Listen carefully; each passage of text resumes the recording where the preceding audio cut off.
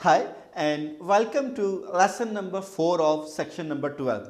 इस सेक्शन में मैं इस सेक्शन के इस लेसन में मैं आपसे बात कर रहा हूँगा प्लान रिस्क मैनेजमेंट के आउटपुट की। प्लान रिस्क मैनेजमेंट का जो आउटपुट है वो है रिस्क मैनेजमेंट प्लान। अगर मैं रिस्क मैनेजमेंट प्लान के हवाले से बात करूं तो बेसिकली रिस्क मैनेजमेंट प्लान हमें ये बता रहा होता है कि हम किस तरह से अपने प्रोजेक्ट में रिस्क की एक्टिविटीज़ को स्ट्रक्चर करेंगे और उसको जो है हम बेसिकली परफॉर्म करेंगे। पीएमआई ने पीएमबॉक में हमें तकरीबन 10 सेक्शंस प्रोवाइड किए हैं रिस्क मैनेजमेंट प्लान के, जिनको मैं एक एक करके जो है वो एक्सप्लेन कर रहा हूँ। पहला जो सेक्शन है या पहला एरिया जो है रिस्क मैनेजमेंट प्लान का वो है जनाब मेथोडोलॉजी। देखिए मेथोडोलॉजी क्या है? मेथोडोलॉजी ये है कि हम रिस्क को कैसे आइडेंटिफाई करेंगे, यानी कि हम उसके लिए ब्रेनस्टॉर्मिंग सेशन करेंगे या हम उसके लिए कोई मीटिंग्स करेंगे या कोई अजम्पशंस एनालिसिस परफॉर्म करेंगे। फिर जब हमने आइडेंटिफाई कर लिया तो उसको एनालाइज कैसे करेंगे। एनालाइज करने के लिए या तो मैं प्रोबेबिलिटी इंपैक्ट मैट्रिक्स यूज़ करूँगा या मैं कोई सिमुलेशन परफॉर्म करूँगा। और तीसरी जो मेथोडोलॉजी है वो ये कि हम अपने रिस्क को किस तरह से रिस्पॉन्ड करेंगे, हमारी स्ट्रेटजीज़ क्या होंगी। तो मेथोडोलॉजी के बाद जो दूसरा सेक्शन है हमारे पास जिसमें हम बात करेंगे रिस्क मैनेजमेंट प्लान के हवाले से वो है रोल्स एंड रिस्पॉन्सिबिलिटीज़ कि जनाब रिस्क में किसका क्या रोल होगा एज अ लीडर या एज अ रिव्यूअर या एज अ ट्रैकर या एज अ कम्युनिकेटर, कि कौन रिस्क को लीड करेगा, कौन रिस्क को कम्युनिकेट करेगा, कौन इसको ट्रैक करेगा। तो वो रोल्स एंड रिस्पॉन्सिबिलिटीज़ जो है हम यहाँ पर डिफाइन कर रहे होंगे।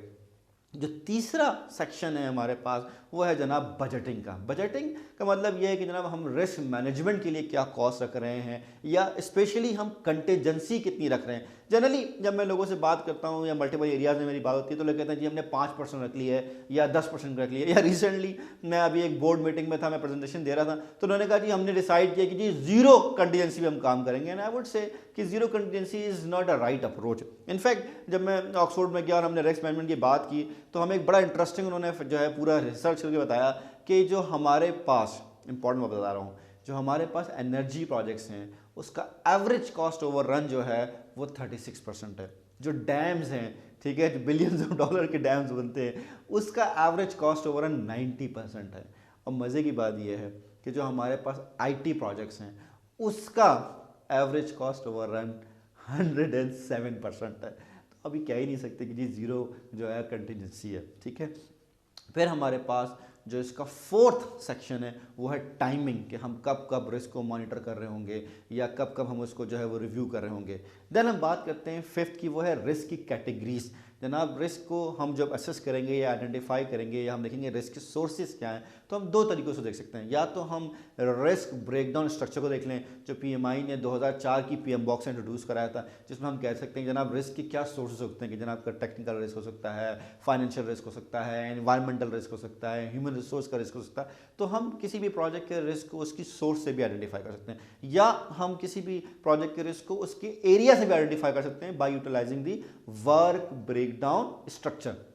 देन हमारे पास जो नेक्स्ट सेक्शन है या वुड से नेक्स्ट एरिया है वो है definition of probability and impact matrix, कि जनाब हमारे पास प्रोजेक्ट की रिस्क का इम्पैक्ट क्या है। लेट्स सपोज मेरे इस प्रोजेक्ट के लिए, रिकॉर्डिंग प्रोजेक्ट के लिए 1 मिलियन का अगर लॉस है या इम्पैक्ट है तो इट्स अ हाई इम्पैक्ट। लेकिन किसी प्रोजेक्ट में कह सकते हैं नंदीपुर जैसे प्रोजेक्ट में आप कहते हैं जनाब 27 से 84 बिलियन हो गया तो 1 मिलियन तो राउंड ऑफ में ही निकल जाएगा।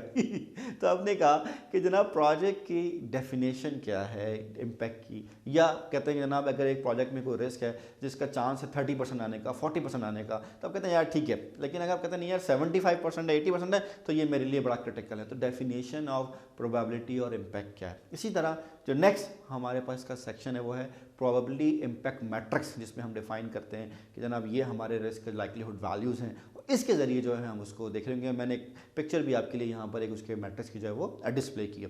देन हमारे पास जो नेक्स्ट एरिया आता है वो ये आता है कि हमारे पास जो स्टेक होल्डर है हमारा उसका रिवाइज टॉलरेंस क्या है। यानी कि जब हमने प्रोजेक्ट स्टार्ट किया था तो एक हमने उसके रिस्क सिस्टम में लिखा था कि उसका टॉलरेंस ये है, उसका इम्पैक्ट ये है। ज़ाहिर है जब हम इस स्टेज तक पहुँचे हैं तो हो सकता है उसका टॉलरेंस लेवल या तो बढ़ गया होगा या जो है वो हमारे पास जो है वो कम हो गया होगा। फिर हम नाइन्थ में हम ये बात करते हैं कि हम रिस्क की रिपोर्टिंग टेम्पलेट्स को या रिपोर्टिंग फॉर्मेट्स को जो है डिफाइन कर लें कि हम किस तरह से रिस्क को रिपोर्ट कर रहे होंगे या किस तरह से रिस्क को जो है हम वो प्रेजेंट कर रहे होंगे मल्टीपल लेवल्स पर। एंड फाइनली हमारे पास जो 10वां सेक्शन है वो ये है कि हम रिस्क को किस तरह से ट्रैक करेंगे कि जनाब जो रिस्क हमने आइडेंटिफाई किया था वो आया है या नहीं आया है, और अगर आया है तो उसका क्या इम्पैक्ट हुआ है और क्या इम्पैक्ट नहीं हुआ है।